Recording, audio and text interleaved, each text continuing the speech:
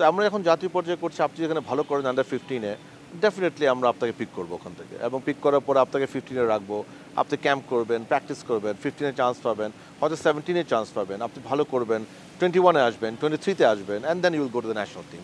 অবশ্যই এটা আছে। বিভিন্ন সময় আমরা একটা প্রশ্ন শুনে থাকি যে বাংলাদেশ জাতীয় দল নির্বাচনের ক্ষেত্রে সিন্ডিকেটের কথা শুনে থাকি, এটা আসলে কতটা সত্যি? দুঃখজনক হলো আমি যেহেতু ন্যাশনাল টিমস কমিটিতে নাই, এটা আমি ওই পুরো প্রসেসেরই পার্ট না। থ্যাংক ইউ আপনি জিজ্ঞেস করার জন্য। অনেকেই মনে করে আমি ওইটার পার্ট, বাট আসলে আমি না, আমি মার্কেটিং আর ডিজিটাল মিডিয়া দেখি। So I do not know, প্রথম কথা। বাট আমি এতটুকু বলতে পারি, ওখানে ওই টিমস কমিটির সভাপতি হচ্ছে আমাদের সভাপতি, এবং ওখানে টিমস কমিটির অন্যান্য যারা মেম্বাররা আছেন, আমি বিশ্বাস করব না কোনো রকম সিন্ডিকেট থাকলে অ্যাটলিস্ট তারাই সেটাকে এন্টারটেইন করবে। এটা আমি বিশ্বাস করি যে আমার কমিটিতে ইনশাল্লাহ আমার মনে হয় না কেউ সিন্ডিকেটকে কোনো রকম কোনো প্রমোট করবে, এটা আমি জানি। এখন এরপরে টেকনিক্যাল টিমরা যদি কিছু করে, থাকে না যে টেকনিক্যাল স্টাফ যারা আছে, তারা যদি চিন্তাভাবনা করে যে এই প্লেয়ারকে রাখবো, ওই প্লেয়ারকে রাখবো না, বেস্ট 11, বেস্ট 20 কাকে রাখবো, that is a very technical thing. সেখানে যদি সিন্ডিকেট আমি বলবো না, বাট আমি সবসময় মনে করি টেকনিক্যাল টিমের কিন্তু একটা প্রেফারেন্স থাকে। আপনি ব্যক্তিগত পছন্দের ব্যাপার, মানে ব্যক্তিগত পছন্দ না, তার ওয়ে অফ স্টাইলিং খেলার জন্য, মানে ও যেভাবে খেলাতে চান টেকনিক্যাল টিম, ওই মুডে যে প্লেয়ারগুলো ফিট করে, চান যে তার দলটা খেলুক, ওখানে যে ফিট করে তাকে কিন্তু সে চাবে। তো এই ধরনের সিদ্ধান্ত হয়তো আমার কাছে মনে হবে যে এই প্লেয়ারটাকে নামানো না কেন, বাট টেকনিক্যাল লোক যে সে আমাকে বুঝিয়ে দিতে হবে, দেখেন এই প্লেয়ারের এইটা তার কাছে তার একটা ব্যাখ্যা থাকবে। এখন আমার একটাই কথা, আপনি ব্যাখ্যা যাই দেন না কেন, আপনাকে রেজাল্ট দিতে হবে। যতক্ষণ মধ্যে রেজাল্ট দিবেন আপনার সব ব্যাখ্যা আমি মানবো, বা যদি রেজাল্ট ডিজায়ার্ড না হয়, of course you will be question. এবং সেটাও কিন্তু আপনি দেখেন আমাদের আমলে কিন্তু এটা হচ্ছে। আপনি দেখেন আমাদের ইন্ডিয়ার খেলার পরে, সিঙ্গাপুরের খেলার পরে, আমার জানা মতে টেকনিক্যাল টিমের সাথে কিন্তু আমাদের টিমস কমিটি আলাদা করে মিটিং করে তার কাছে ব্যাখ্যা চান, এবং তিনিও ব্যাখ্যা দেন। তো যেহেতু আমি কমিটির সরাসরি মেম্বার নয়, আমি এটাতে ছিলাম না, বাট আমরা কিন্তু সেটা চেষ্টা করছি। আর আরেকটা যেটা হচ্ছে, একটু ভাই আমি আপনাকে বলি যে এগেইন আমি এখানে আমার সভাপতির কথা বলতে চাই যে তাবিদ আউল সাহেব কিন্তু চেষ্টা করছেন প্রফেশনালি কাজগুলি করার জন্য। সো প্রফেশনাল ফুটবল ওয়ার্ল্ডে কিন্তু technical team is all in all, মানে এখানে কিন্তু বোর্ড মেম্বার, অন্য কারো কিছু বলার নেই, কোনো স্কোপ নাই। আপনি যদি করেন, হ্যাঁ করতেই পারেন, আপনি ইন্টারফেয়ার করতে পারেন, but that is against football, that's football কালচারের এগেইনস্টে, আমি এটা করা উচিত না।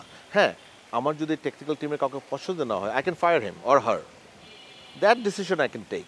বাট ওনাকে যখন দায়িত্ব দেবো আমি, সেটা ছেলে দল হোক আর মেয়ে দল হোক, উনি যখন একটা ডিসিশন নিয়ে নেবে, তারকে তো সেইটাও তার দায়িত্ব থাকে যে পজিটিভ একটা রেজাল্ট আমাকে এনে দিতে হবে। সো ডিসিশন যখন নেবে তখন আমি কোয়েশ্চেন করবো না, বাট ডিসিশনের যদি রেজাল্টটা ডিজায়ার্ড না হয়, তখন আমি তাকে কোয়েশ্চেন করবো। তার কোয়েশ্চেন যদি আমার কাছে স্যাটিসফ্যাক্টরি উত্তর না হয়, আমি তাকে ছাঁটাই করবো। That's fine, no problem. National teams committee is fully equipped with that, এবং আমি মনে করি ডেফিনেটলি তারা সঠিক সিদ্ধান্তটা নেবে। বাট আমি আবারও বলতে চাই, এই সিন্ডিকেট কিন্তু আমিও শুনি, এবং অনেকে আমাকেও সিন্ডিকেট বলে, আপনি বিশ্বাস করবেন না, যদিও আমি জাতীয় দলের আশেপাশেও নাই, বাট আমাকেও সিন্ডিকেট বলে। বা ফাইন, মানে ফ্যানরা বলতেই পারে, I always take it positively, but at least আমার চোখে পড়ে না। আর আমি বিশ্বাস করতে চাই না, এবং আমি বিশ্বাস করি ইনশাআল্লাহ আমাদের কমিটিতে যারা আছেন, আই রিয়েলি বিলিভ যে তারাও সিন্ডিকেটকে কখনো কেউ প্রমোট করবে না। আচ্ছা, আপনার কাছে আমার শেষ প্রশ্ন, বাংলাদেশ ন্যাশনাল টিমে, ছেলেদের ন্যাশনাল টিমে এরপরে কোন কোন তারকাকে আমরা আবার নতুন তারকা আমরা দেখতে পাবো? আচ্ছা, এখানে আমি আবার একটু বলি, কারেকশন করি, জাতীয় দলে খেলবে না এটা কিন্তু এগেইন টেকনিক্যাল টিমের কল। বাট আমাদের বাংলাদেশ ফিউচার টিমগুলির জন্য আমরা এই যেটা বললাম, সুলিভান ব্রাদার্সের সাথে আমি যোগাযোগ করছি। আমি বিশ্বাস করি ডেফিনেটলি নেক্সট ইয়ার তাদেরকে আমরা আমাদের লাল সবুজ জার্সি দেখবো ইনশাল্লাহ, এটা আমি স্ট্রংলি বিশ্বাস করি। বিকজ এবছর শেষে আর কোনো খেলা নাই যে আমি বলতে পারি ওদেরকে। এর বাইরে আমি যে আনিকার কথা বললাম সুইডেনের, আপনি তো পুরুষ দলের কথা বলেছেন। পুরুষ দলে আমি ব্যক্তিগতভাবে এই দুজন প্লেয়ারের সাথে আমি যোগাযোগে আছি আপাতত। এর বাইরে নিলয় একজন প্লেয়ার আছে, তার এজেন্টের সাথে আমি কথা বলেছিলাম অনেক আগে, এবং তার থেকে তার ভিডিওগুলি চেয়েছিল আমাদের হেড কোচ সাহেব, আমরা ভিডিওগুলি দিয়ে দিয়েছি।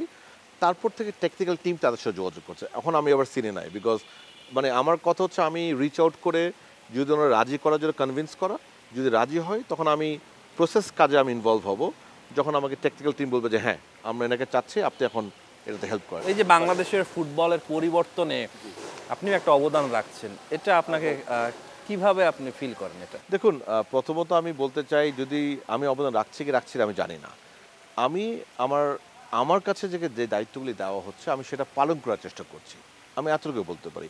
কোনো কিছুতে অবদান করা কিন্তু অনেক বড় কথা ভাই। আমি এত বড় কৃতিত্ব দিতে চাই না এবং I don't think I am doing it also. আমাকে নির্বাচন করে আমাকে এখানে এসে আমি কিন্তু এমনি এমনি এসে বসে যাইনি। আমাকে ভোটাররা বিশ্বাস করে নির্বাচিত করেছে। আমাকে ফ্যানরা মাঝে মাঝে আমাকে ভালো বলে, মাঝে মাঝে খারাপ বলে, কিন্তু আমার কাছে খারাপ বলে আমি মাইন্ড করি না, কারণ আমি বিশ্বাস করি যে তারা আমাকে দেখছে, তারা আমাকে ওয়াচ করছে। সো এটাই কিন্তু আমার কাছে অনেক বড় সম্মান।